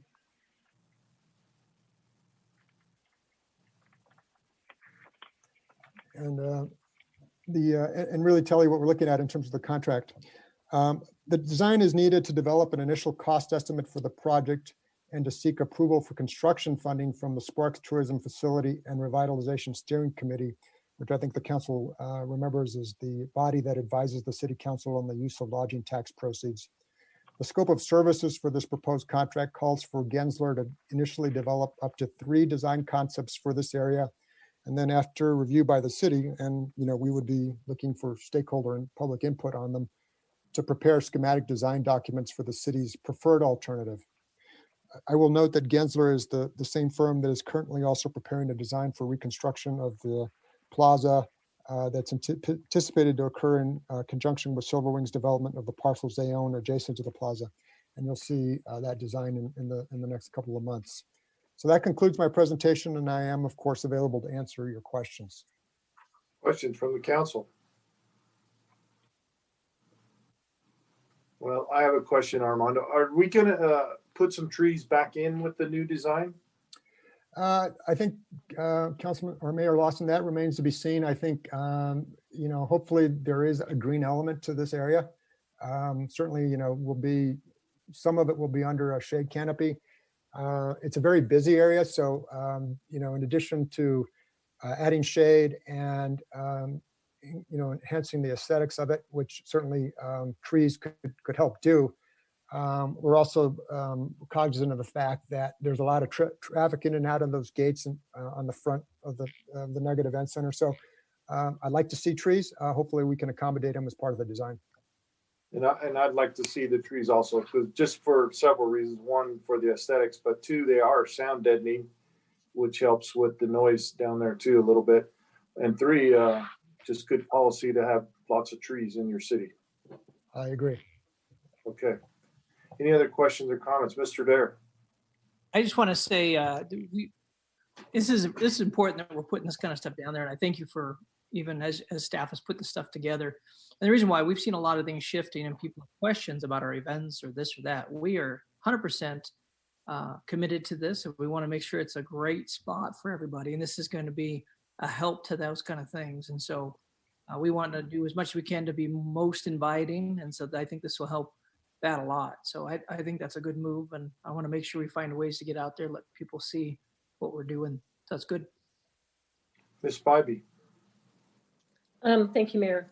Thank you, Armando. And to Ron Corman too, and I was down there when we walked that site, and it really, it needs some love. And I think I'm excited about the opportunity to add the aesthetics and to further what we're looking at with our art commission, art and culture commission, with our Together We See Sparks, of starting incorporating art into Victorian Square. And this is one piece of it. So it'll give us some really nice opportunity to provide shade, which is needed, but to do it in a really artistic, colorful, really enhancement to downtown Victorian Square, which is what we're looking to do through our Art and Culture Commission and through the plan that Francine Burge brought to us on what our moving forward with art in the city of Sparks is. So it's a great compliment to that, and I appreciate all the work everybody has done. Thank you. Any other comments? I can't see Mr. Anderson, so. Okay. Seeing and hearing none, we'll move on. I'm looking for a motion. Mr. Abbott. I'll take the motion. Definitely a great project. It's awesome we're looking at. So I move to approve professional service contract AC-5695 with Gensler in the amount of $60,000 for development of a schematic design to enhance the public area adjacent to the south side of the Nugget Event Center. Okay, looking for a second. I'll second the motion. Ms. Spivey, second. Any further discussion? All those in favor signify by saying aye. Aye. Aye. Opposed? Motion carries unanimously. Thank you, Armando. I'm looking forward to seeing those drawings. Thank you. Okay, moving on. Public hearing and action item related to planning and zoning. Item 10.1, public hearing, consideration of possible approval of a collective bargaining agreement, AC 5698, between the City of Sparks and the Association of Sparks Fire Department Classified Chief Officers for the period of July 1, 2020 to June 30th, 2021.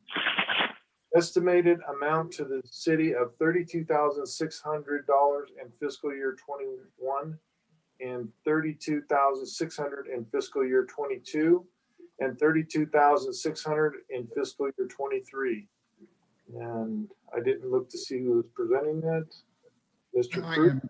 Mayor Lawson, I'm presenting each of the next three items. Thank you. Thank you, Mayor Lawson, members of the council. For the record, Neil Kreutz, your city manager, here in the role as a temporary chief negotiator on the city's behalf. And I want to start out with a little bit of background here. And that's to remind everybody that collective bargaining is usually done in advance of the fiscal year that you're talking about, and with all attempts to have it completed before the actual fiscal year starts. And here we find ourselves about a quarter of the way through the year and bringing an agreement forward. And that is for good reason. As you'll recall, when COVID first started and our economy was effectively shut down, we as a city began to worry about double-digit negative impacts to our general fund budget, and went through a pretty significant series of analysis and conversations around the city, and then those actually we kicked those off with our bargaining units as well, where we were talking about actually having to reel in our budget and looking for potential cost savings, having conversations with our employee groups about doing things like waiving a cost of living adjustment and potential pay cut even. Fortunately, as we got into this, so far what we're seeing is it is not as bad, nearly as bad as what we had forecast in terms of negative impacts on our C-tax, if you will, and that took us back to the drawing board with our bargaining units. My intent and with your indulgence was to try and set up a series of agreements that would allow us to effectively all wear this in the same way. So as the conversation went from what do the cuts need to look like, and we saw the C-tax being in better shape than we forecasted, that turned to, well, now we're in a position where perhaps a cost of living adjustment does make sense. A number of those agreements have already been approved for this fiscal year, and we're here today really with three. And I'll focus most of my comments here into this first presentation and then point out where things are different when we get into 10.2 and 10.3. But what we have here before you is a 1-year agreement that backdates, is retroactive, if you will, to the first full pay period in July, and runs through June 30th of 2021 with our battalion chiefs, our classified chief officers. And we have negotiated a cost of living adjustment that is the same as what we have done with most of our other bargaining units, and that is a 2.8% cost of living adjustment. And that is based on CPI data that we've taken from the Bureau of Labor Statistics from last December. And so we've been largely consistent in that 2.8 here. So that across the group of battalion chiefs gives us an impact in this year, as Mayor Lawson has already indicated, of $32,600. And that would be this year, FY22 and FY23 individually in each one of those years. And that is all tied into the cost of living raise that essentially would be afforded to each of those employees. With that, I would be happy to answer any questions before you open your public hearing. Questions from the council? Okay. Seeing none, this is a public hearing. We're going to open this up to the public for public comment. Madam Clerk, do we have any public comment? If anybody would like to make comment on item 10.1, please press *9 from your telephone or raise your hand from your Zoom app. And we'll give them just a moment, Mr. Mayor. Sure.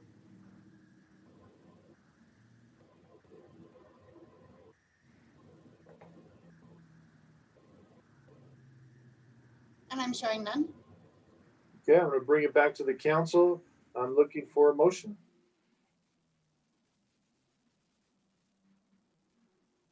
Mr. Anderson.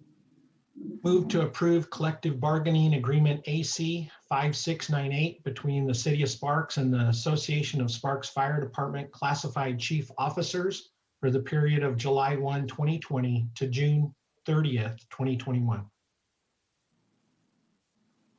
Okay. Do we need to? Mr. Mayor, I'll second. Do we need to put all 3 years in there, Mr. Kurtz? Yes, please. If you could go ahead and read actually, as I'm thinking out loud here, and I'll ask the city attorney to jump in if I'm running down a rabbit hole here. I don't think we need to. That's the fiscal impact that we described in the title there that we're required to by law. But in fact, this is only a one-year agreement for the term that was stated in Councilmember Anderson's motion. So I believe we're in good shape. Okay. Any comments from Mr. Adams? No, I think that Councilman Anderson's motion in accordance with the clarification by the city manager is fine. Thank you very much. Okay, looking for a second. Mr. Mayor, I'll second. Ms. Vanderwell, second. Any further discussion? All those in favor signify by saying aye. Aye. Aye. Opposed? Motion carries unanimously. Item 10.2, public hearing, consideration of possible approval of a collective bargaining agreement, AC 5699, between the City of Sparks and the Sparks Police Supervisory Protective Association Sergeants for the period of July 1, 2020 through June 30, 2021. Thank you again, Mayor Lawson, members of the City Council. For the record, Neil Kreutz, your city manager, and it is the same set of background materials that I just went through for our classified chief officers that apply here. Again, it's a 2.8% cost of living. One difference here is that in addition to the cost of living adjustment, we have also bringing forward a recommendation that you approve an increase in the annual leave cap from 480 hours to 560 hours. Essentially, it affords them additional 80 hours on the books before they run into that cap. And with that said, I would be happy to take any questions you have prior to your opening the public hearing. Questions from the council? Seeing none, this is a public hearing, and we're going to open it up to the public comment right now. Madam Clerk, do we have any public comment? If anybody would like to provide public comment on item 10.2, please press *9 from your telephone or raise your hand from your Zoom app.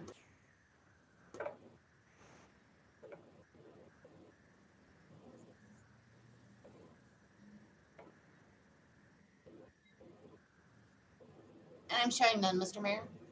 Okay, we'll bring it back to the council. Looking for a motion. Mr. Dare. I move to approve collective bargaining agreement AC 5699 between the City of Sparks and the Sparks Police Supervisory Protective Association for the period of July 1st, 2020 to June 30th, 2021. Okay, looking for a second. Let me get a second first, Mr. Kreutz. Understood. I'll make second. Second by Councilwoman Bybee. Further discussion, Mr. Kreutz? I would ask for a clarification in the motion to identify that this is the package for the sergeants, since it's an agency that represents both groups. So if we could add sergeants into that motion, that would be fantastic. Mr. Dare? Sergeants are added. Ms. Piper? And I approve the addition. Okay, all right, thank you. Any other questions or comments? Seeing none, I'm looking for a motion, or excuse me, all those in favor signify by saying aye. Aye. Opposed? Motion carries unanimously. All right, item 10.3, public hearing, consideration and possible approval of a collective bargaining agreement, AC 5700, between the City of Sparks and the Sparks Police Supervisory Protective Association lieutenants for the period of July 1, 2020 to June 30, 2021, in the estimated amount to the city of $33,000 in fiscal year 21. And Mr. Kreutz. Thank you, Mayor Lawson, members of the council. For the record, Neil Kreutz, your city manager, here again with a one-year cost of living adjustment contract, asking you to approve a 2.8% cost of living adjustment and an increase in the annual leave cap from 480 to 560 hours. With that, I would be happy to answer any questions that you have before you hold your public hearing. Questions from the council? Seeing none, this is a public hearing, so we're going to open it up to public comment now. Madam Clerk, do we have any public comment?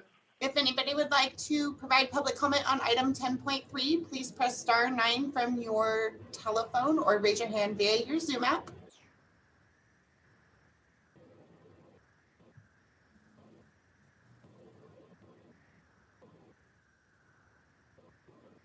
And I'm showing none, Mr. Mayor. Okay, with that, we'll bring it back to the council. I'm looking for a motion. Mr. Mayor, Yes, Ms. Vanderwell.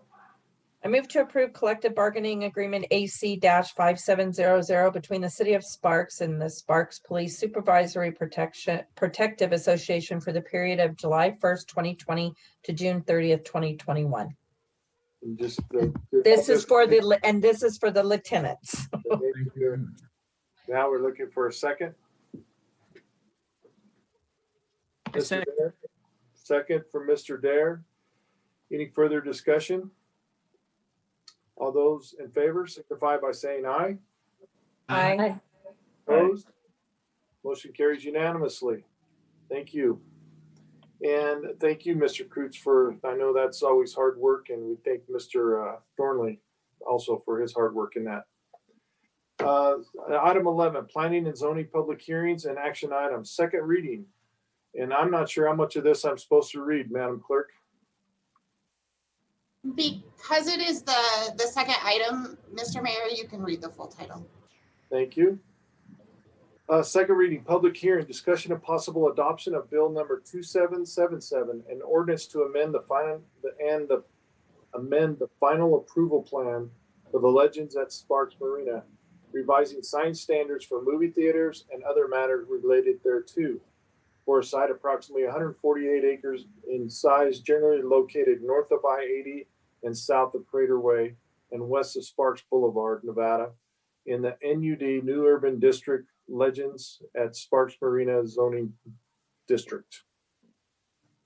And once again, I didn't look who's presenting it. Mr. Mayor, that'll be me, Ian Crittenden. Oh, Ian, okay. You weren't even on, but Not a problem. I'm presenting for Danny today. So as Mr. Mayor Lawson, members of the council, I am Ian Crittenden, your development services manager. As stated, this is a request to amend the Legends Plan Development Handbook regarding sign standards related to movie theater signs. I am going to share my screen.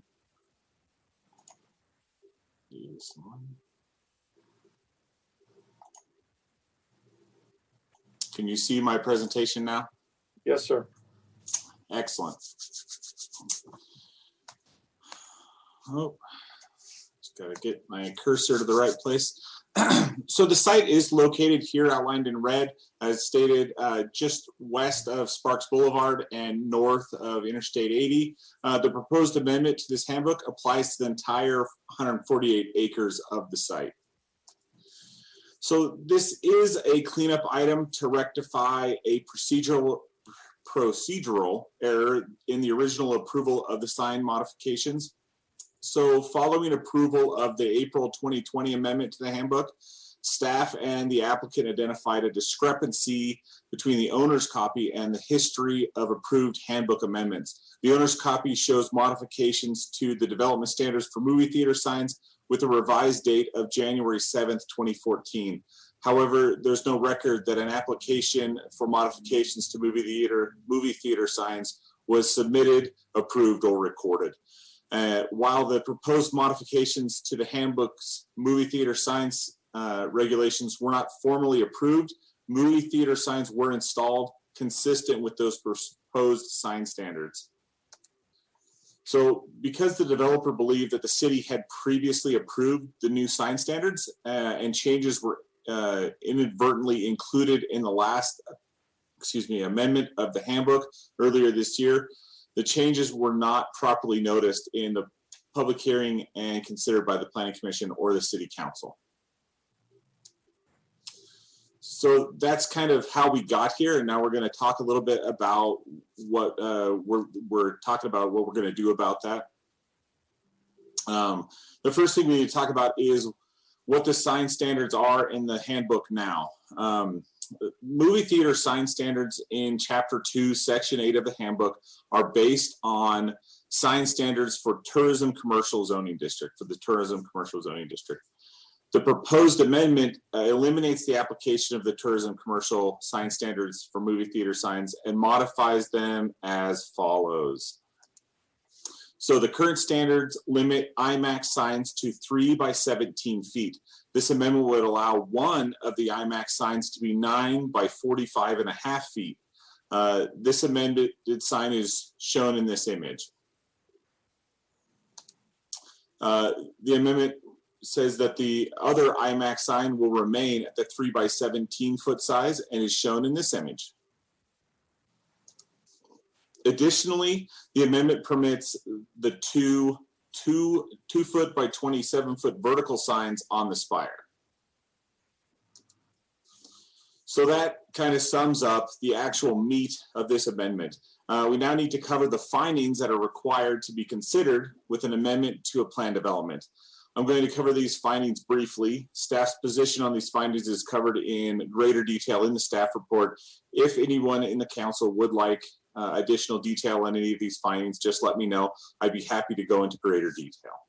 So there are 10 findings associated with the amendment of a plan development. In this presentation, the findings have been organized by topic, so they may appear out of sequential order. Findings PDA, PDB, and PDG address conformance. Conformance with state law, with the regional plan, the comprehensive plan, and surrounding land uses, as well as the development as a whole. The proposed changes are fairly minor and have been in place for roughly 6 years. Staff believes that the proposed changes are consistent with state law, the regional plan, the comprehensive plan and surrounding land uses, as well as the development as a whole. Findings PD, C, D, and E address public interest. Due to the very limited scope of this request, finding PD, C, and E were not impacted. The proposed changes provide placemaking and yet are not so large as to seem out of scale. Staff believes finding D can also be made. Findings PD, F, H, and I also address public interest. This amendment brings the existing signs into conformance with the handbook. Additionally, these amendments would apply to any theater signs that may come along in the future in the Legends Plan development. The last finding addresses public notice. The Planning Commission and City Council meetings function as the public hearings for this item. This request was noticed to all property owners within the Legends Plan development, as well as within 750 feet of the Legends Plan development boundary. A total of 107 notices were mailed to property owners on July 22nd, 2020, and public notice was also published in the Reno Gazette Journal on July 23rd, 2020. Staff and the Planning Commission both recommend approval of this item. That is the end of my presentation. I would be happy to answer any questions. Questions from the council? I can't see them, Ian. Unshare me. Yes, Mr. Anderson. Yeah, I just want to thank staff for cleaning this up. I can see how it slipped through, but thank you guys for working on it and getting it cleaned up. And unless someone else has some other questions, I'll make a motion. Well, all right, go ahead, make a motion. I move based on findings. Oh, Wait, I believe, wasn't this a public hearing item? Yes. Yeah. Okay, yes, this All is a right. public hearing. So we're looking for any comments from the public. Madam Clerk, any comments from the public?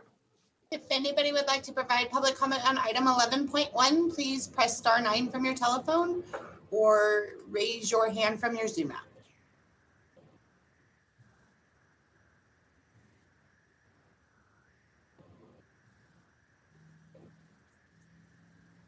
And I'm showing none, Mr. Mayor. Okay, we'll bring it back to the council now. Mr. Anderson, make your motion. Little gung-ho there. All right. I move based on findings PDA through PDJ as set forth in the staff report to adopt bill number 2777 to amend the final approved plan for the Legends at Sparks Marina, revising sign standards for movie theaters and other matters related thereto for a site approximately 148 acres in size, generally located north of I-80, south of Prater Way, west of Sparks Boulevard, Sparks, Nevada, in the NUD New Urban District Legends at Sparks Marina zoning district. Okay, we're looking for a second. Mr. Abbott? Second it. Okay, I have a first and a second. Any further discussion? Seeing none, all those in favor signify by saying aye. Aye. Aye. Opposed? Motion carries unanimously. Thank you. All right, moving on. 12.1, Madam Clerk, comments from the public. Do we have any public comment? If anybody would like to provide general public comment at this time, please press star 9 from your telephone or raise your hand via your Zoom app.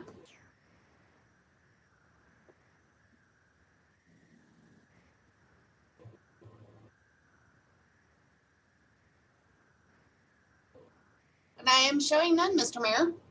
Okay, then we'll move on to 12.2, comments from the mayor, city council, and city manager. Anyone wishing to make a comment at this time? Mr. Abbott? Yeah, real quick, so I'm assuming most of you guys have heard about the passing of Mama Inez and Rick Gonzalez, and I felt right that I was working on doing an accommodation for her and her restaurant. And we obviously never got to it with COVID happening and just life, but just wanted to give the families I think of some hard times. Mom Inez was an amazing lady, Sparks High grad, in the Hall of Fame. Definitely was just an awesome lady. So I want to give her a shout out and just all the good that she did. She owned the oldest family-owned business in the state of Nevada, and even though it's in what we call West Sparks, Reno, the business has been in Sparks at one time. It was in the halfway between Reno and Sparks, and so as much as it has a Reno address right now, it has significant Sparks ties.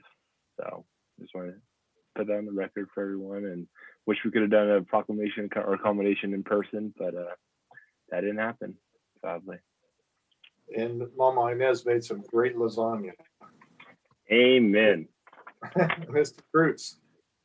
I just wanted to point out that we forwarded the Housing Assistance Program checklist that you requested near the beginning of our meeting. Should be in all of your in baskets now. And I wanted to thank Amy Jones for returning that to us so quickly.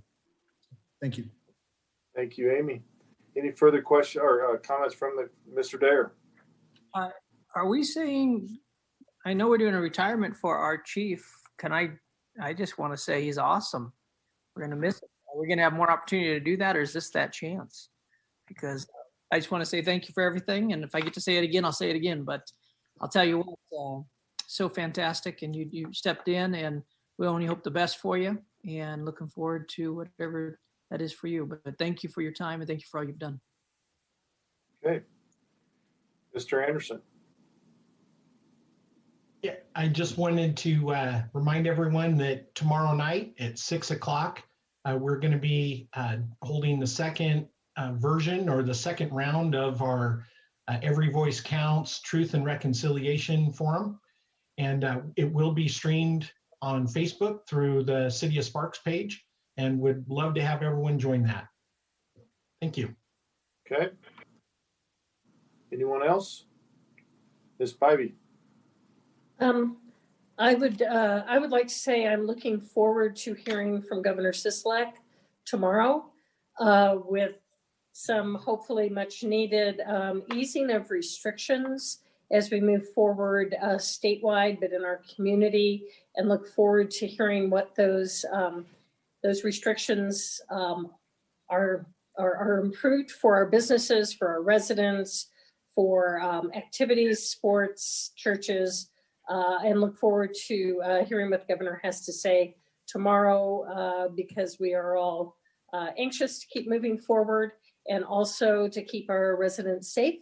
So encouraging people still to take the measures of precaution that they need to. And we all know what those are with our masks and social distancing, but we can keep moving forward and get closer to what our new normal will be. So that's it. Thank you. Okay. Any other questions or comments? All right, seeing none, without objection, quote Mayor Smith, we are adjourned. Okay, everybody don't go anywhere. I'm going to call to order the Sparks Redevelopment Agency meeting. Do you need a minute? Just to get some water. Okay. I'll go slow in the beginning. I think staff needs a minute anyway to get us keyed up. Looks like he's right on his bike. I don't know if he's coming back. He just took off in his Harley. If we hear it start up, we know. Okay. So I will call to order the Sparks Redevelopment Agency meeting of Monday, September 28th, 2020 with a roll call. Chairperson Bybee? Here. Agency members Abbott? I didn't hear him. Not here. Sorry, I thought it was muted. I was like, Vanderwell? Here. Lawson? Here. Anderson? Here. Dare? Here. Chief Legal Officer Adams? Here. Chief Administrative Officer Kurtz? Here. We have a quorum. Thank you. Thank you, Madam Clerk. Item 3, public comment. Do we have any public comment? If anybody would like to provide public comment at this time, please press *9 from your telephone or raise your hand with your Zoom app.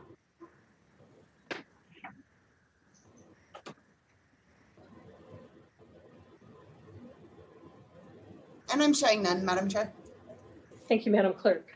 Item 4.1, approval of the agenda. Looking for a motion. Move to approve.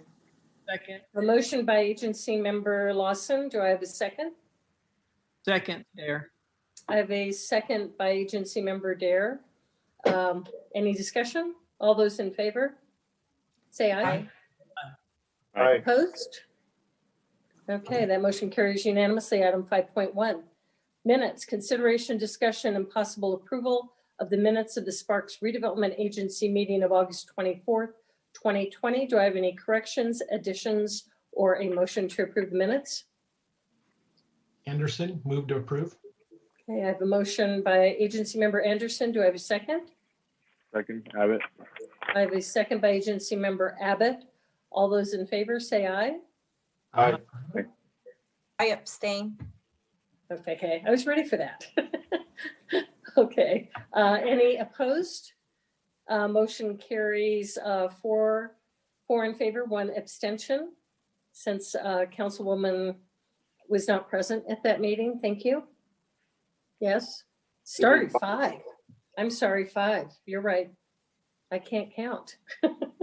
I forgot you get to vote, Mayor Lawson. Now I get to vote, yes. Oh, right. Okay, so let's move on to item 6. Business item 6.1.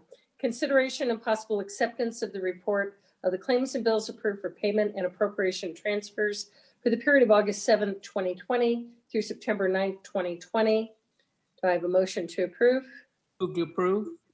Motion by agency member Dare. Do I have a second? Second, Lawson. Second by agency member Lawson. Any discussion? All those in favor say aye. Aye. Aye. Opposed? Motion carries unanimously. Item 7.1, comments from the public. Do we have any comments from the public, Madam Clerk? If anybody would like to provide general public comment, please press *9 from your telephone or raise your hand with your Zoom app. We'll give them just a moment, Madam Chair. Thank you.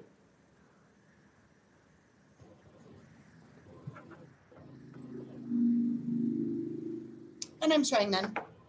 Thank you, Madam Clerk. Item 7.2, comments from the agency and Chief Administration Officer. Do I have any comments? I see none. So seeing none, we're adjourned. Thank you. Thank you. Thanks, everybody. Have a great afternoon. Thank you, guys.